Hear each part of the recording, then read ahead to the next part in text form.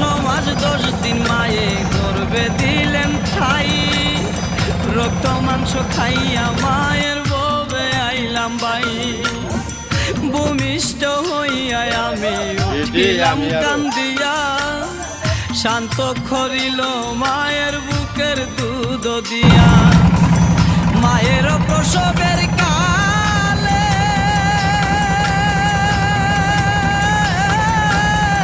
বুক বেসা যায় নয়ন জলে। আমার সন্তানের লইয়া কুলে বুলে প্রসব যন্ত্র